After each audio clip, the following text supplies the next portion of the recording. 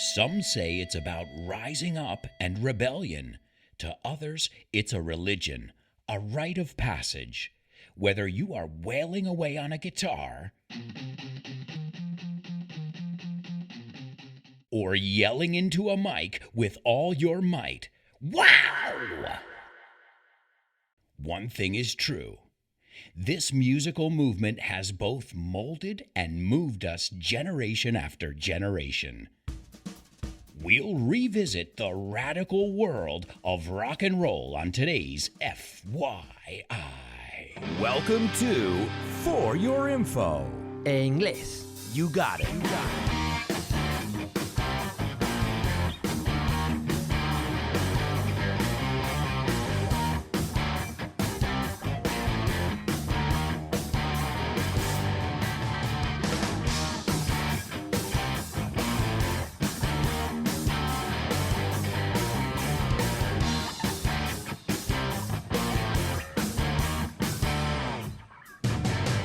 Hello, everybody, and welcome to another exciting episode of FYI For Your English, the show where we learn English and have fun along the way. And remember, if you're not having fun, you're doing it wrong. As I always say, if you're not having fun, you're doing it wrong. Write that one down. It's true because there's always an element of fun in anything. And today we're going to look at something that by nature is fun, frivolous, exciting, and even furious at times. It can be that and so much more. And it's something that we all grew up with.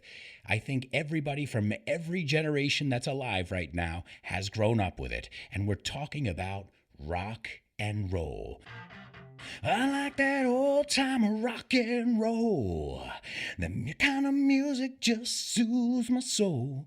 To soothe your soul is te relaja el alma. And that's something, I don't know if rock and roll does that. It doesn't soothe your soul. It gets you excited. It gets you ready for action. It gets you ready to rock, as we say in English. Listos para acción is ready to rock. So that's what I'm going to ask you guys. Are you ready to rock? I am. All right, so let's take a look at our intro. As you could hear, we had a little feedback over there, and feedback is not just lo que te cuenta tu jefe cuando tienes un informe, a report or a review. That's a different kind of feedback. The feedback I'm talking about is when a microphone or a guitar is too close to the amplifier. You could also say the word amp if you're lazy like me and you don't want to say amplifier. So we started with some feedback, and I said some say it's about rising up. And to rise up, I think you say alzarse. It literally means to stand up, rise up, ponerte de pie, to rise up. And a lot of times when we talk about people rebelling, we talk about them rising up. You can hear this in the musical Hamilton, which I highly recommend. They say, rise up, which means levántate, alzate. Great word to know. And rebellion. And we all know that rock and roll has always been about rebels and rebellion. And that's part of its nature. You know, rock and roll doesn't follow the rules. Acatar las reglas o las leyes is to follow the rules. No, that's by nature, it's not rock and roll. And to some, including myself, it's a religion. Now, when you've been to as many concerts as I have, and you've seen as many bands as I have live, you could say it's a religion. I've spent enough money on this religion so far, and before I was going to concerts, I was buying CDs, and before CDs, cassettes, and before cassettes, yes, records. That's how old I am. Vinyl, vinilo. Yes, we say vinyl in English. So, man, as you can tell, music is a part of my life. It doesn't matter what format, whether it's digital like today or, on a record, which some argue still sounds better because you get that raw sound that only a record can give you. And that's why records, vinilos, are making a comeback. Están volviendo como nunca. But we're going to look at all that, the progression of how music turned into turn into, is convertirse en, a digital format. So I hope you're excited about this musical journey. Then I said a rite of passage. A rite of passage es un rito. It's something that you do when you go from boyhood to manhood, right? Or from girlhood to womanhood. It's a rite of passage. It's a tradition, a passing of traditions. And rock and roll is that. You don't think so? Where do you think I discovered some of the best rock albums? In my basement, in mi sótano, in my parents' record collection. So sure, we discovered them from our parents who were listening to the Beatles and other amazing groups from the 60s, which, of course, we're going to talk about all of those today. I have a feeling, I have a hunch, una corazonada, that this is going to be a really long show today, but I'll try and keep it short. As you guys know, I'm a rocker, I'm a music lover, and I think I'll die being one of those too. So then I said weather. Weather sounds the same as tiempo, but this weather is sí o independientemente. Whether you're wailing away on a guitar. Now, to wail is gemir. Wail, wail. And it's what a guitar does, to wail away. If you think of Bob Marley, his band was called Bob Marley and the Wailers. And no, it wasn't because they were crying. It's because they were wailing away on a guitar, a six-string, or an axe. Muchas formas de llamar a la guitarra. And then we heard a sound of a guitar wail. The wail. Think about it. It makes sense. Wail. A guitar wail. And then I said, or yelling into a mic. A mic is a microphone. With all your might. Toda tu fuerza. So if you are mighty, you are strong. There's a very famous cartoon in English called Mighty Mouse, right? And the adjective mighty is poderoso. So might es poder, lógicamente. So with all your might, con todas tus fuerzas, you got to let out that rock yell. Now, I let one out at the beginning of the show. To let out is soltar. And I don't know if I've got it in me. Wow! There you go. I got it. You gotta let that out every now and again and let your hair down. Hablando de, we're talking about rock. These guys with long hair and girls with long hair and tattoos. We'll talk about the look and everything. Ooh, but I don't want to get ahead of myself. No quiero adelantarme. Nosotros decimos adelantarme a mí mismo. So then I said, one thing is true. Hay una cosa que es verdad. This musical movement, un movimiento, because that's what it is. It's more than just a genre. It's a movement. Has molded us, right? Mold is moldar. And moved us, right? To move is conmover. Generation after generation. And rock and roll was born in the 50s. So most of you who are listening have grown up with rock and roll in your lives in some form or another. Then we heard some drumsticks. Ta, ta, ta, ta. I love the sound of the drumsticks. You guys say baqueta, I think. Makes sense in English. El palo de la batería, drumstick. And remember, we don't call the person who plays the drums the battery. No, we call that person the drummer. The drummer plays the drums. Oh, and another confusing one, now that we're talking about the band or the group, is the lead singer. The lead singer is the person who sings in the band. Now, sometimes bands have a backup singer. That's somebody who's singing in the background, such as many Beatles songs and Rolling Stone songs. And then, of course, some groups have a keyboardist, teclas, and we can't forget about the guitarist and the bassist. Now, just be careful with the word bass, because that word bass también es la palabra bass, lubina. So be careful how you pronounce it, because, yeah, English is confusing. They are spelled exactly the same, but you'll know from the context if somebody's asking you for el bajo o la lubina. I guess if you're near the ocean or you're in a restaurant, maybe they're talking about fish. But they are spelled exactly the same. And then I ended it by saying we will revisit. Revisit because, wow, there are generations of rock and roll that we can revisit, reencontrarnos, revisitar, in the radical world of rock and roll. Now, radical when I think about radical, I think about, some extremist movement or, something that's not really normal. It's radical. But in the 80s, when I was born in the United States, the word radical or rad meant excellent. So I meant it in both ways. I meant radical, dude. That's awesome. And also radical. Well, we all know, aside from amazing songs, rock and roll gives us tons of stories, tons of backstories. They're just as interesting as the music that they make. And that's why we've always had this fascination with rock and roll. But we need to go back. We need to go back to the 1950s. Here we are in the 50s, 1951. My mom she was just born, and wow, this is like an episode of Back to the Future, like that movie Back to the Future. So we need to look at the roots as we always do, and the 1950s is when most consider was the birth of rock and roll music. It was born in the 1950s, and it was a fusion, right? Una fusión of electric blues, which many people say that the blues really got plugged in, enchufado, in Chicago. So a lot of times the word electric blues is synonymous with the city, Chicago. And we're going to talk about the different kinds of roots as well. But think about that. Electric blues, country music, gospel music, and it was just a mix, and there were even elements of other kinds of music in there. But if they had to narrow it down is to eliminate options. Well, it was a fusion of this. It even had like that gospel, as I said, because in gospel, just like in blues music, you've got that call response. So you want to go, I want to go. Everybody say, hey, hey, everybody's. That comes from church.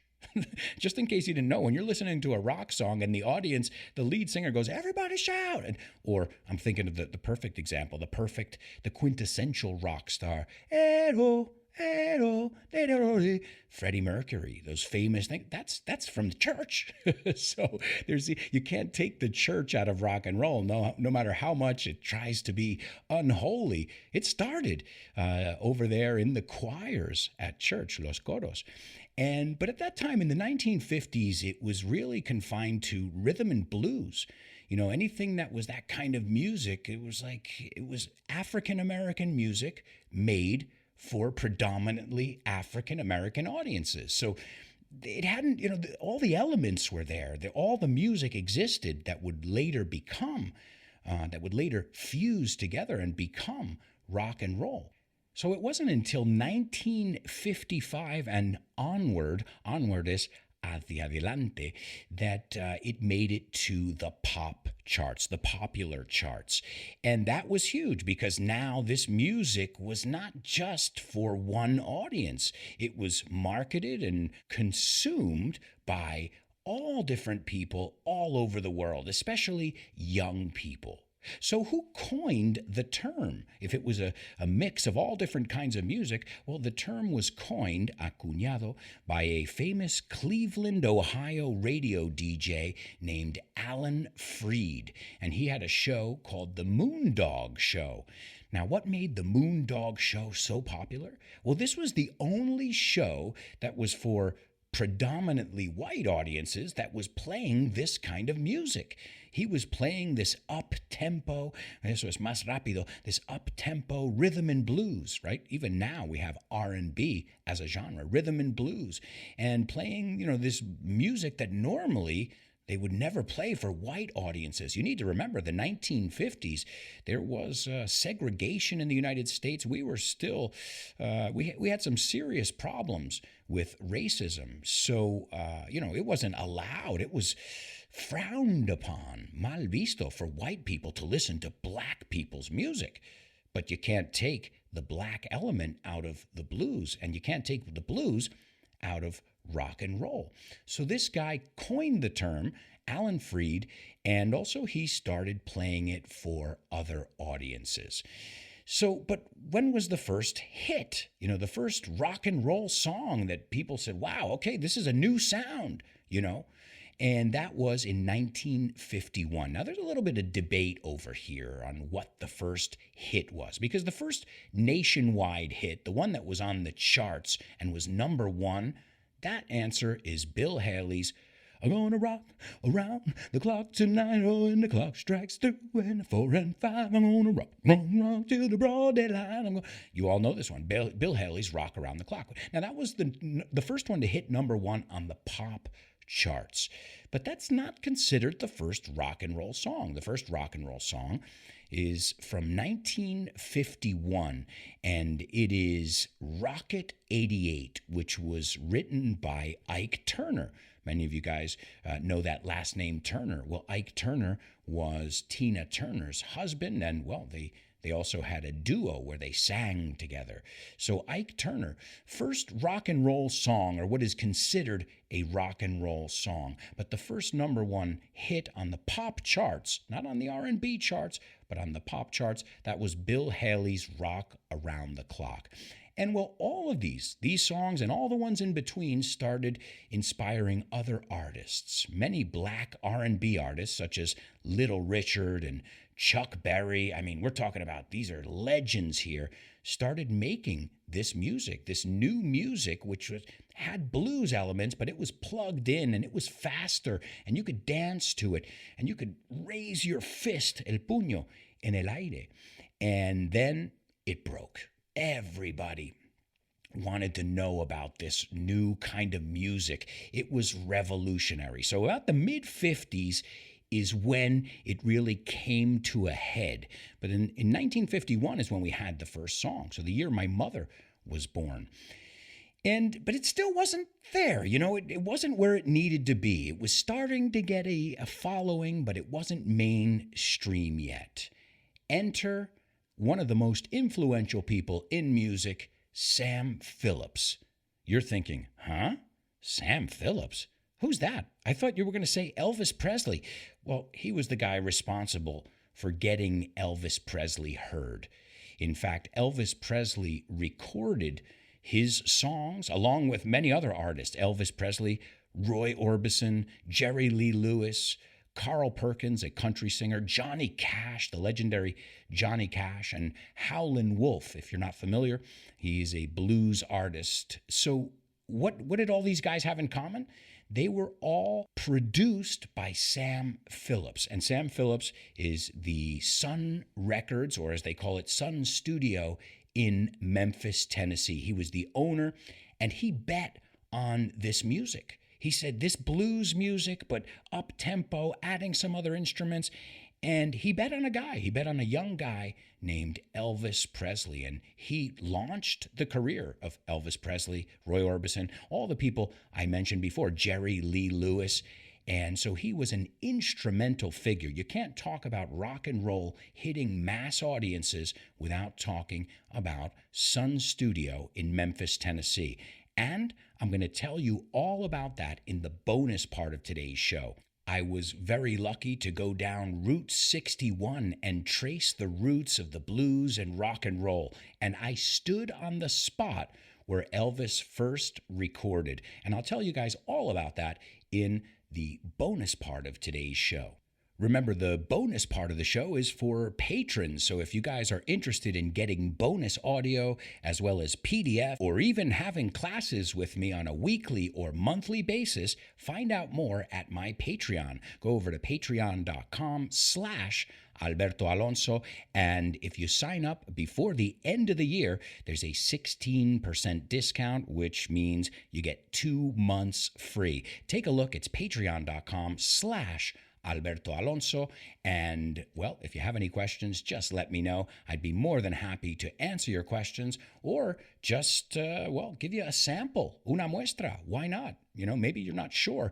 I have no problem sending you some audio, some PDFs, and letting you see what you're missing. Lo que te estás perdiendo. And speaking of missing, there are a lot of people who are not missing out. And I want to say thank you right now to all my patrons. You guys are excellent. And if you guys are enjoying this podcast, you have them to thank because this is self-produced, and thanks to their support every month, this podcast is possible. So thank you so much to all my patrons, and we'll give a special shout out to my super duper students, Jose Maria, Carolina, Eva, Mila, Desiree, Alex, Patricio, Edgar, and Loles. And don't forget about my interstellar students, Carmen, Pilar, and Diana. Thank you to all of you for making this possible. So a lot happened in the 50s, as we said, and to top it all off, La Guinda, and I mean this in a negative way, you can say it in a negative or a positive way, the cherry on top is at the end of the decade, there was a horrible tragedy which happened in 1959, February 1959, and this was the day the music died, they call it, because there was a plane and Buddy Holly, the Big Bopper, and Richie Valens were on board, and unfortunately that plane crashed, and 3 amazing upcoming artists were lost that night, and that was the way they ended the decade. Well, the 60s had to be better. Of course, the 60s were better. The 60s, they started breaking down barriers. Rock music came of age. To come of age is crecer, se hace mayor. And it started to dominate the popular music charts in the 60s. Before, rock was, not mainstream. It was something that, as I said, just for black audiences. And now it was dominating the pop charts. And they started to diversify. You started seeing a lot of new styles, such as soul, surf with the Beach Boys. Do-do-do-do-do-do-do. I get around, round, round, round. I get around out of town, round. I get around, me muevo por ahí, pero también es me duermo con mucha gente. I wonder which one the Beach Boys were thinking about. Well, given that it was the 1960s, me imagino que el segundo, the latter, that he slept around. To get around or to sleep around es que te acuestas con mucha gente. I see what you did there, Beach Boys. Also, we had folk rock, which was very popular too. Folk rock artists such as Simon and Garfunkel. Of course, you had the British invasion, which we're going to talk about the Beatles. We can't talk about rock and roll without talking about the Beatles and the Stones. We'll talk about them a little bit later on. But you got this psychedelic rock that started coming out of, the LSD. And, well, as always, I say this, music is a reflection of the time it's made in, just like any art is. You want to see what really happened in a generation? Listen to the music, read their books, watch their plays, then you'll really know, because the news articles always tell it with a spin, como decimos. And in the late 60s, you started to see some hard rock as well. So this was the surgence of hard rock, where people started turning up the volume a little bit more, putting on more pedals and distortion, and music got quite trippy. Trippy es como psychedelic. And in 1964, I think I don't have to tell you what happened, the British invasion.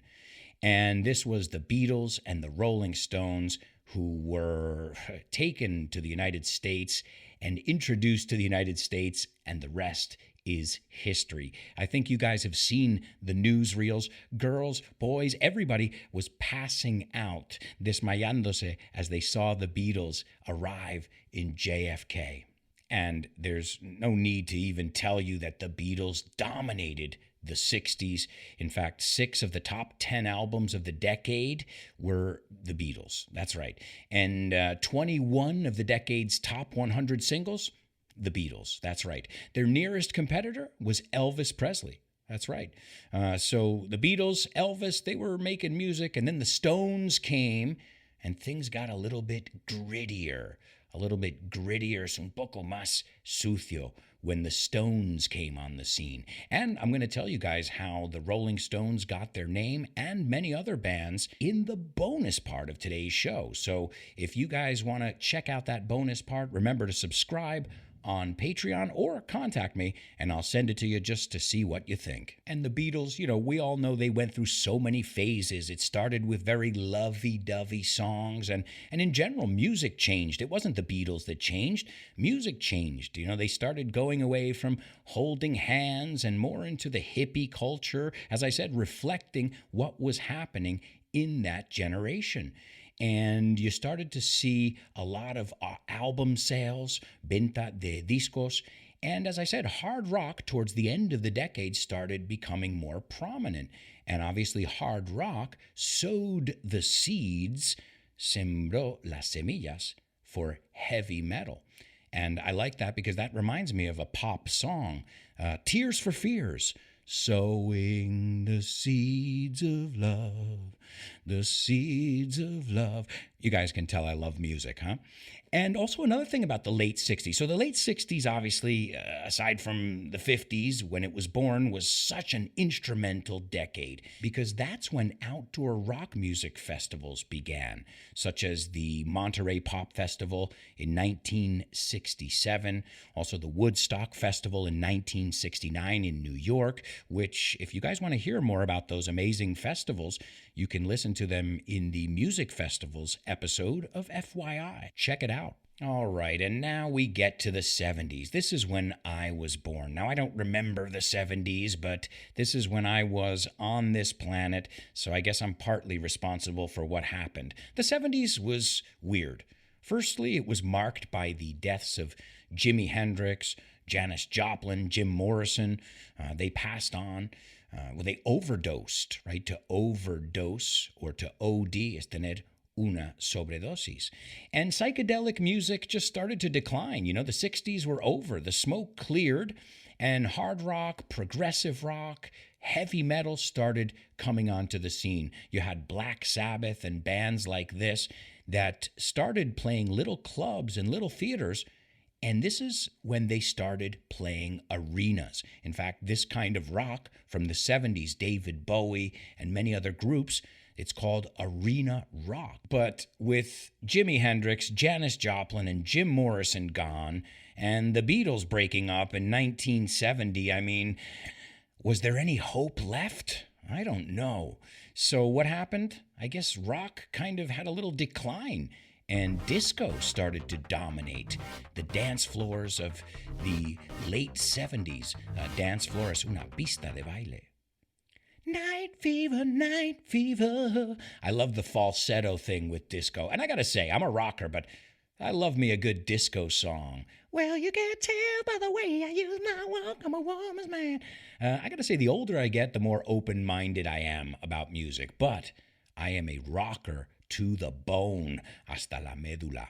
So yeah, we lost the Beatles, we lost Jimi Hendrix, Janis Joplin, who are all part of the 27 Club, which I'll also tell you about in the bonus part of today's show. Disco was dominating the dance floors and the charts, and, well, you also had punk rock, which started to rear its ugly head, como decimos, and that was kind of a throwback to the 60s when rock was a little more grungier, a little grittier, a little dirtier, más sucio, más crudo. And then punk developed in what would be known as new wave, and that's when, the 80s came. And that's when every band had synthesizers, drum machines, and I don't think we knew what was happening. I think there we lost control of the ship in the late 70s and early 80s. But don't worry, MTV to the rescue. That's right, MTV and digital music. And I don't mean downloads, but I mean CDs. We finally had CDs, and, this was huge for the business of music, show business, the music business, because now they had an MTV channel which could literally just market musicians and groups all day long and make these mini music videos, which really a music video is a promo for the band. And it was huge, as you guys know. I don't have to tell you the phenomenon that MTV was. And I remember MTV very clearly. The first day we got MTV on our cable, and my mother, being very religious, she didn't want me watching MTV, but I did. Don't tell her, okay? If she's listening, sorry, Mom. And, this was interesting, too, because now we know MTV plays everything but music. But MTV was a platform that let a lot of artists and a lot of different styles experiment, not just with the music, but with the visual aspect. And there you got metal, which continued. You got that hair metal or the glam metal, the synth pop, new wave, and rap and hip hop started coming on the scene as well. And you can imagine album sales and concert sales were soaring. I mean, I still remember turning on MTV and seeing the Welcome to the Jungle video, Guns N' Roses. Oh my God. And I remember my sister and I just being glued to the TV because it was rock and roll. It was gritty. And they were just screaming, as I said, from the top of their lungs. And interesting thing about Guns N' Roses, their name is a hybrid. As I said, we're going to talk about a little bit later how many popular bands got their names, but I can tell you right now, Guns N' Roses, well, there were two bands that were on the Hollywood Boulevard, the Hollywood scene, as they say, and those bands were called Hollywood Rose and LA Guns. And some of the members of Hollywood Rose teamed up, hicieron equipo con the members of LA Guns. And they said, well, what name can we come up with? And they said, well, listen, Hollywood Rose, LA Guns, what about Guns N' Roses? And they were like, cool, we'll take it. And then William Bailey, who? William Bailey. Oh, wait, you guys know him as Axl Rose, the lead singer of Guns N' Roses, the quintessential rock band. You got AC/DC, Guns N' Roses. These are like, top rock bands, and rock bands that have stood the test of time, que siguen después de años, han perdurado. Well, I'll tell you a funny thing about Axl Rose's name. Obviously, it's his stage name, but did you know that it's an anagram for oral sex? Axl Rose? Oral sex? Are you serious? Yes, absolutely. So there's also that hidden element in rock and roll, Can you find the, evil message? I remember even my mother taking us to these things saying rock and roll is evil, there's demonic messages, and it was revolutionary, not just the music, but, how the reaction from society when, music almost started going wherever it wanted to. If you like that Guns N' Roses story, we'll look at some more of those in the bonus part. And then we get to the 90s, and music changed now. The 80s was all about experimenting and going crazy and wearing more makeup than your mother. But the 90s was the exact opposite. Groups such as Nirvana and Pearl Jam went back to simplicity. It wasn't about teasing your hair and, wearing makeup and spandex, lycra. It was about the music. It was about making good music, connecting with the fans, and that was grunge, which led to the alternative movement. And the only problem there, I saw that we had a lot of copycats, muchos copiones. I think so many people... so many bands that came out at that time in the 90s, the end of the 90s, I should say, they all wanted to sound like Eddie Vedder. And it just got too much. And of course, that is what I feel, again, this is my personal opinion, led to the downfall of rock and roll, because some people say now rock and roll is dead. And you know what? I'm the first person who doesn't want to say that, but look at the charts. When's the last time a real rock and roll song was on the charts? But you know what? I don't worry about it too much either, because it ebbs and flows. It ebbs and flows. That means it's not just a constant. Look at jazz. Jazz was unpopular, then it was popular, then unpopular, now it's popular again. We can't keep up. So I don't feel like rock music is dead forever, but I feel like the 90s, we just milked it. Lo exprimimos tanto that we didn't know where to go. And now in the 2000s, you get a lot of, different genres. You get trap, you get drum and bass. You have a lot of heavy metal bands and dark metal and black metal. But a lot of people believed even back then, the early 2000s, that rock music was dead, and other musical styles, I should say, were getting more popular. Dance music, hip-hop, drum and bass, and all these other styles. And they kind of pushed rock to the side, and rock and roll took a back seat. to the Backstreet Boys. Oh my God. That's when I knew, when the charts were the Backstreet Boys and not AC/DC and not Guns. I said, uh-oh, something is changing here.